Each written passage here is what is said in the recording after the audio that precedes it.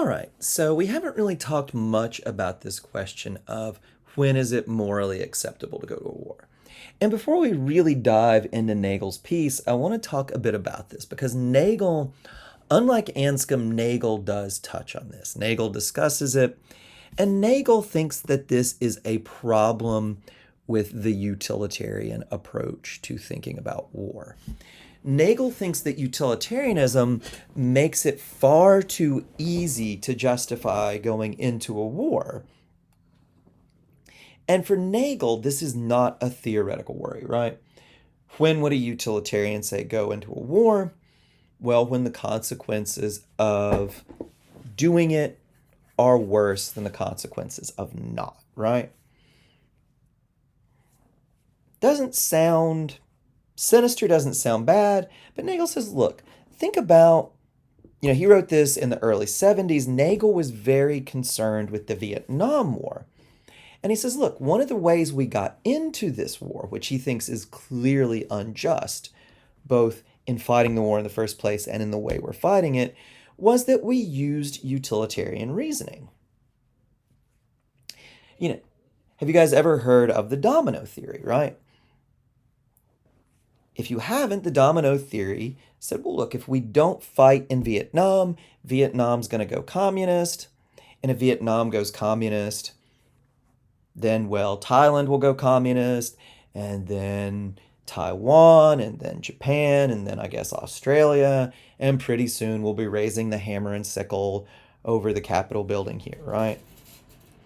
And look, two things to say. One, if this were true, well, yeah, that's pretty horrible. I mean, communism was at its best a terrible system, and at its worst, it was a bloodbath, right?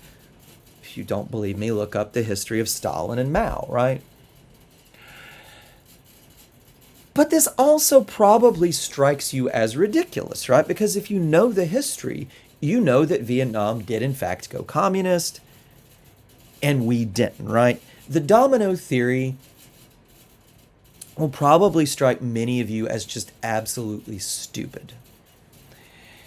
And it should, right? But a lot of clever people offered the domino theory as a reason to go to war in Vietnam.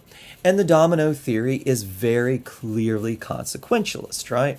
It's like, well, look, Vietnam doesn't, the North Vietnamese, the Viet Cong, the communist forces there don't pose a challenge to us right now. But if we let them go communist, bad things are going to happen. We need to go to war to prevent that. Or think about the Second Iraq War. For a lot of you guys, both of these will be ancient history. For me, Vietnam is ancient history. I grew up hearing my mom talk about it, my dad too. More my mom. She was still pretty mad about this. But for me, I remember the Second Iraq War. I wasn't alive during Vietnam. I was alive during the Second Iraq War. I just graduated college. And I remember the reasoning, the rationales we were offered for this, right? If we don't go to war, Saddam Hussein will get a nuclear weapon or biological weapons or more chemical weapons. If he gets smallpox or a nuclear weapon, God, that'll be terrible. We won't be able to stop him. He's a madman. He can do whatever we want. I also remember, not only did they say it would be terrible if we didn't go to war, they said, well, it's going to be wonderful if we do, right?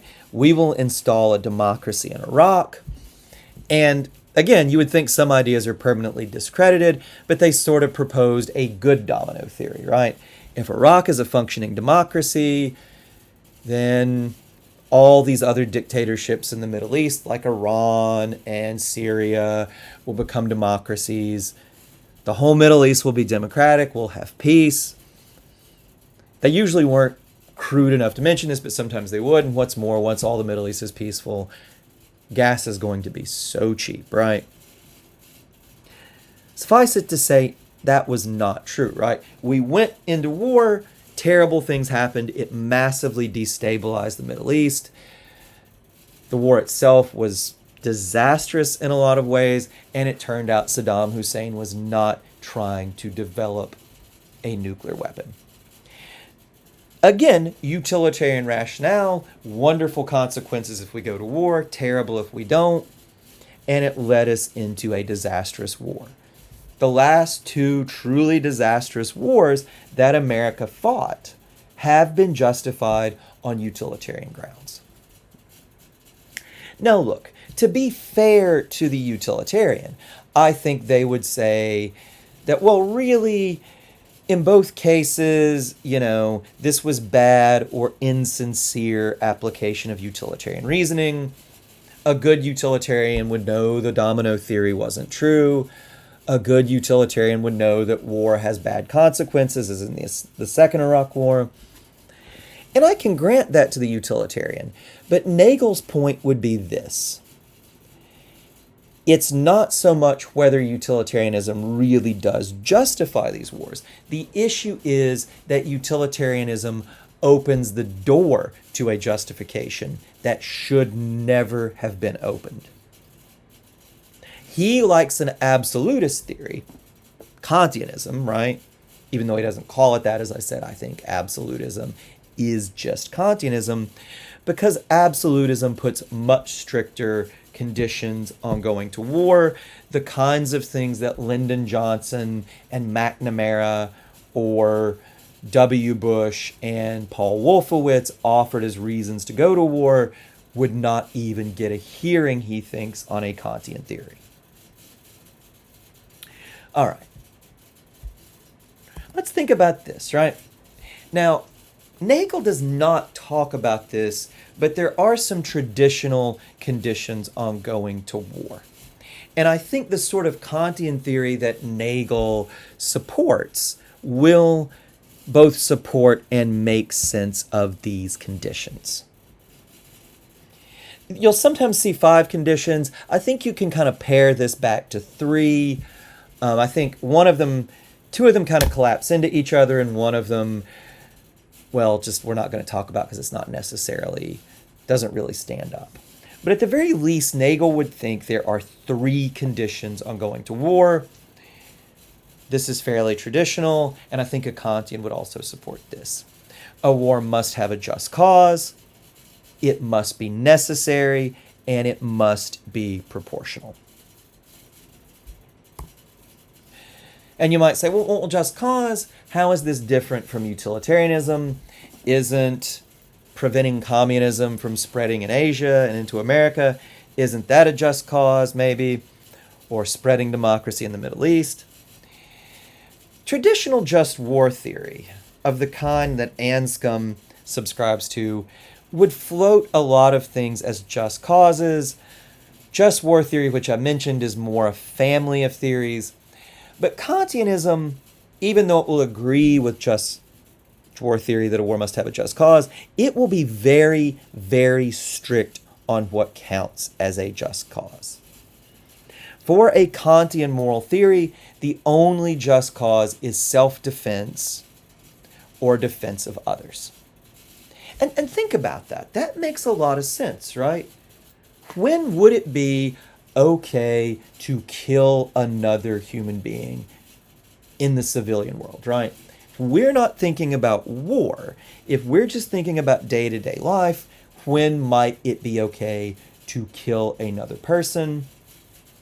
Well, if they are threatening your life, and we talked about this with Kant and the Murder at the Door, if they are threatening your life or the life of another innocent person, if someone is running at you with an axe, and unknown to them you have a gun and you can shoot them, we would all think that's morally acceptable, right?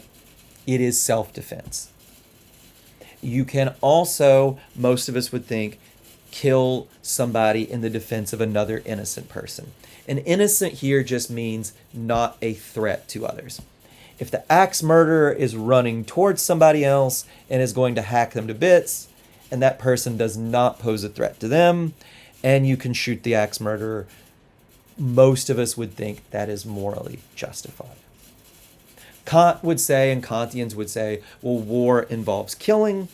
Well, when is that acceptable? The same conditions as in civilian life. If The war is necessary because you need to do it to defend yourself from your country from being killed or harmed, people in it, or you need to defend other innocent people who are being attacked. That is a just cause. For Kantianism, that is the only just cause. The next condition is necessity. And you sometimes see this listed as two conditions, necessity and last resort. I think when you push them, they kind of just collapse into each other. What necessity means is the war must be necessary for self-defense. Right? There must be no other way to protect yourself without using force. Right? And this is pretty intuitive too, right? If someone was in your backyard and wanted to axe murder you, but you had a steel door he couldn't chop through, you weren't currently being threatened, you knew the guy couldn't get in your house, you've called the cops and they're coming, well, you couldn't just most of us would think morally, state law varies on this, but you couldn't peer out your window with a rifle and shoot him. Why? Because there are other ways to resolve this. You can let the police come and take care of it, right? Hopefully they won't shoot him, right? In the same way, sorry, I'm using weird analogies, but it must, even if the other country is threatening, it must be clear that force is necessary. Now, there's often another condition thrown on here, last resort. I think they just mean the same thing. If possible, you must have tried non-violent means of dealing with the issue. The Second Iraq War, one of the things that made it very clearly not a just war under this theory was that this necessity condition had not been satisfied. We think Saddam Hussein is developing chemical weapons, and if he does, biological weapons, maybe nuclear weapons, and if he does, he will be a threat to us. Well, even if that had been true at the time, people said, in fact, the Pope said, like I said, just war theory is very influential in natural law theory, which means it's very influential in the Catholic Church. In fact, the Pope said, well, look, you haven't proven this is necessary. There might be other ways to stop this. Weapons inspections, negotiation. You have not shown that you must use force to deal with it. Necessity has not been satisfied. Weapons inspections were a non-violent means of possibly dealing with this issue. We, or at least George W. Bush and his advisors, did not give them time to possibly succeed. So necessity was not satisfied. Finally, the war must be proportional.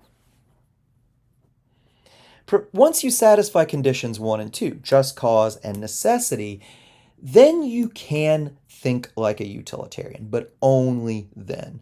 And what proportionality means is, even if you have a just cause, even if it's necessary, if the consequences of fighting are absolutely catastrophic, you shouldn't fight. Let me give you guys a couple examples of things that might satisfy the other two conditions but would fail proportionality. The North Koreans have often just gotten up to bad things when it comes to American soldiers and South Korean soldiers in the DMZ. At one point, the whole thing is very complicated, but they did at one point send their soldiers over who hacked some American soldiers to death who were not threatening them. It was, if memory serves, it was some stupid conflict over a tree, right? I forget why this tree was important, right? Our soldiers were attacked without provocation. They are threatening our soldiers. They keep doing this stuff. That is a just cause, self-defense.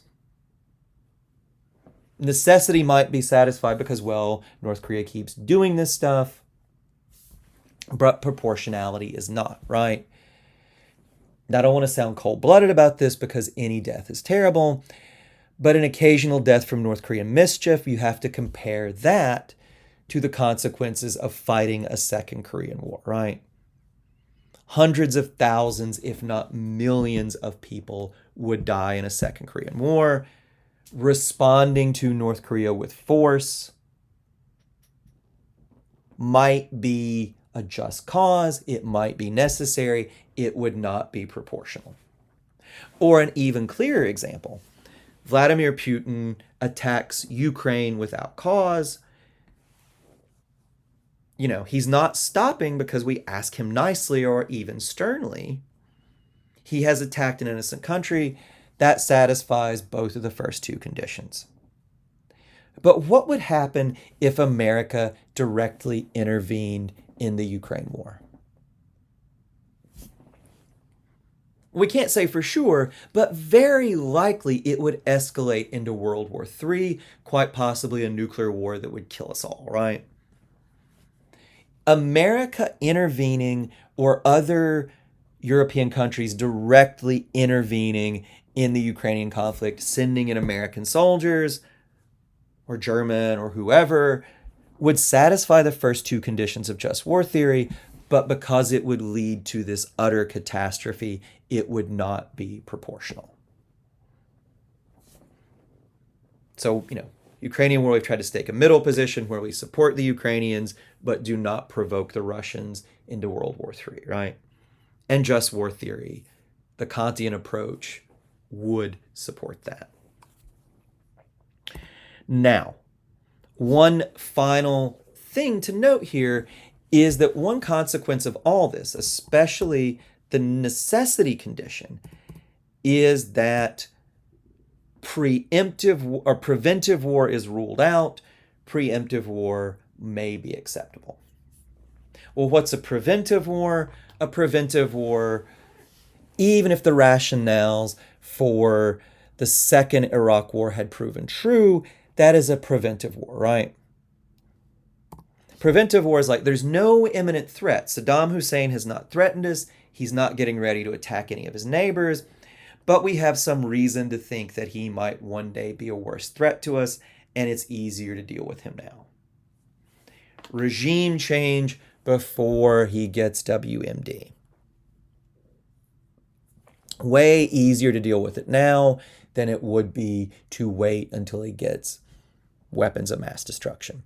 Now, it actually turned out he wasn't even developing weapons of mass destruction, but even if he had been, the second Iraq war would have been a preventive war, and so under most forms of just war theory, but especially and clearly under Kantian forms of just war theory, it would have been wrong. Now, this is not to say that you have to wait for the other side to fire the first shot. What might be justifiable under just war theory, what is in some cases, you'd have to specify the case, but preemptive war can be justifiable.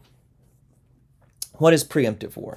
Well, preemptive war is when you have not been attacked, but you have good reason to believe an attack is imminent. One of the wars Israel fought with its neighbors, I think it was Egypt. The Egyptians were massing tanks on the border, massing troops on the border. It was very clear that they were going to attack. The Israelis launched a preemptive attack. Just war theory would, I think, be fine with that.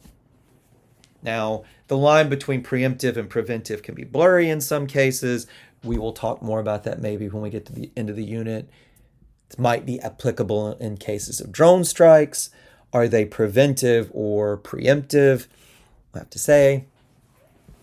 But clearly, in some cases, there is a difference. And if it's on one side preemptive, it can be justifiable. If it's preventive, it's not. And again, think of the analogy with self-defense. If your neighbor is a scary guy, if he's just weird and threatening and he has a bunch of guns, you wouldn't want this guy as a neighbor, right? You would hope he moved out. But just because he was scary would not mean you could shoot him in the back, right? You might feel that this guy is worrying, you might feel he would be a threat to you, but unless and until he does something that poses an imminent threat, you couldn't do anything, right? You cannot shoot him in the back, even if you are right that there is a good chance he might threaten you one day. On the other hand, if you saw your threatening neighbor marching across the field, sorry, I grew up in the country, my parents live in the country, just we'll set it there, right? If you see him marching across the field toward your property with a gun, you do not have to wait for him to start shooting at you to take aim and carefully, squeeze off a shot and hopefully miss before you can respond with force.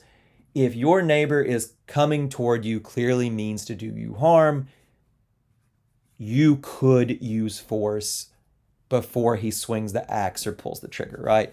That is what preventive war is, shooting him in the back because you feel threatened. Preemptive war is, well, he's getting ready to attack you, shooting him before he swings the axe or fires the first shot. That's the rationale for the difference. That's why, again, even though this difference might be a little blurry in some cases, it is a real difference. All right. Next lecture, we will get more deeply into Nagel's Kantian theory of war. We'll talk a bit about how he thinks Kantianism supports these restrictions on what you can do in fighting a war. How Kantianism offers us a way of making sense of the rules of war that utilitarianism doesn't.